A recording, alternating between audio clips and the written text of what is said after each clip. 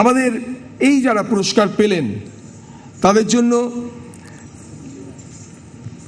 Colombia এশিয়ার তরফ থেকে ফ্রি হেলথ চেক আপের ব্যবস্থা করা হয়েছে এবং রূপোর ফলক দিলেন, সেনকো গোল্ডের তরফ থেকে রূপোর ফলক দেওয়া হয়েছে।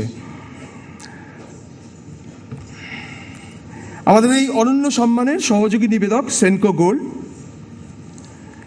বিশ্বামিত্র ইন্ডিয়া পরিবার, highland Greens, Allahabad bank, MDH, Fortune, trophy sponsor Sriniketan fashions, knowledge partner pathfinder, gift sponsor Adrija gold corporation, travel partner eureka travels and tours, radio partner আমার 106.2 FM এবং 107.8 পাওয়ার FM, আউটডোর পার্টনার অরুণ সাইন এবং আমার এইটা এই যে পোশাকটা এটা সরবরিজ। এবার আসবো অনন্য সম্মানে।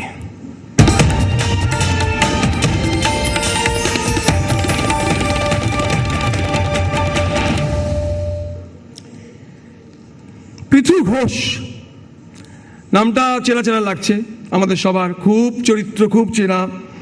বাঘের মতো বাঁচতে চেয়েছিলেন, না কারোর উপর নির্ভরশীল হয় না, না নারী, না সংসার, না গৃহ, না সমাজ, কারোর উপর নির্ভরশীল নয়। চরিত্রটা মনে আছে এবং এরকম আশ্চর্য আরো অনেক চরিত্রের কথা আমাদের সবসময় মনে পড়ে, কারণ আমাদের জীবন থেকে তুলে নিয়ে আরো রঙিন করে তিনি আমাদেরই ফিরিয়ে দিয়েছেন এই সব চরিত্রকে। আমাদের প্রেম, প্রকৃতি, প্রবণতা তার স্পর্শে আরো রঙিন, আরো বর্ণময় হয়ে উঠেছে। তিনি আমাদের বলতে চেয়েছেন যে শুধু প্রকৃতি নয়, তার কেন্দ্রে যে মানুষ, সেটাই আমাকে আকর্ষণ করে বেশি।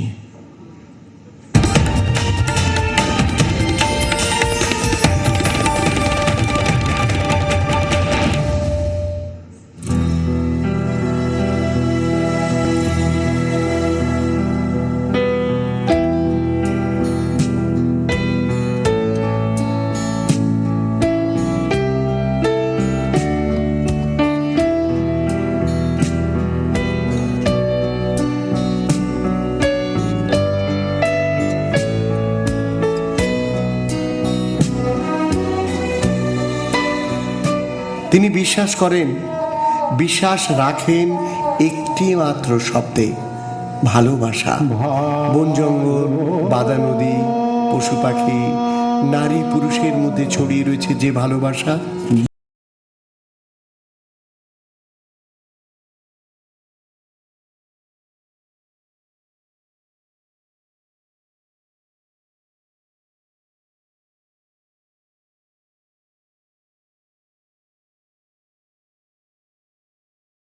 সাহিত্যের জনপ্রিয় কথা সাহিত্যিকদের মধ্যে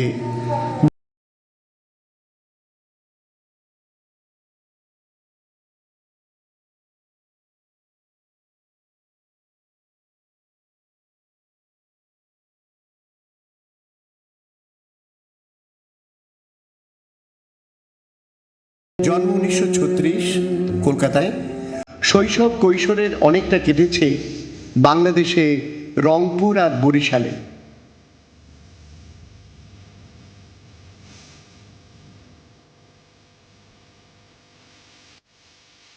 তার লেখা রিভু কাহিনীতে সেই স্মৃতি খুঁজে পান পাঠক।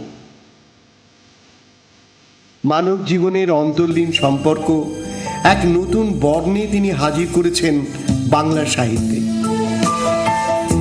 অভূতপূর্ব রোমান্টিকতায় আচ্ছন্ন তার ভাষা।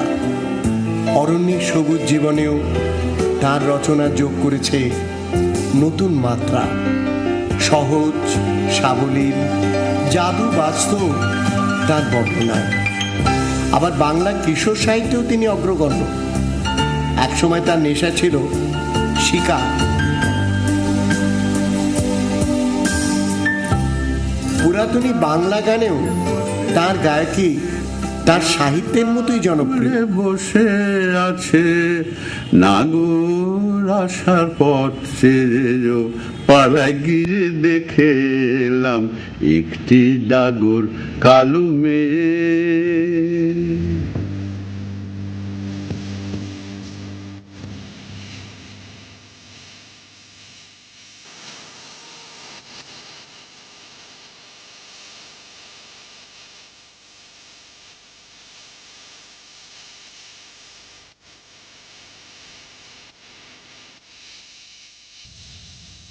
তিনি বুদ্ধদেব গুহ, ভালোবাসা আশ্চর্য জাদুকর, সম্মানিত অনন্য সম্মানে।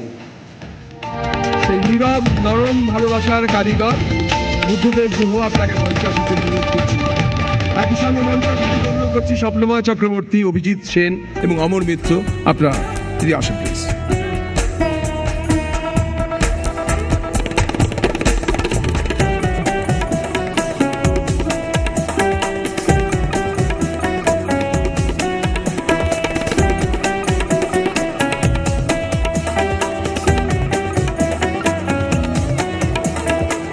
চিরযুবক বুদ্ধদেব গুহ সামান্য সিঁড়ির স্টেপসে আপনি চালকাবেন এটা আমরা প্রত্যাশা করি না। আমি জানি আপনি ক্যাজুয়ালি যে কোনো সময় যে কোনো জায়গায় পার হয়ে যান। এটা দিন।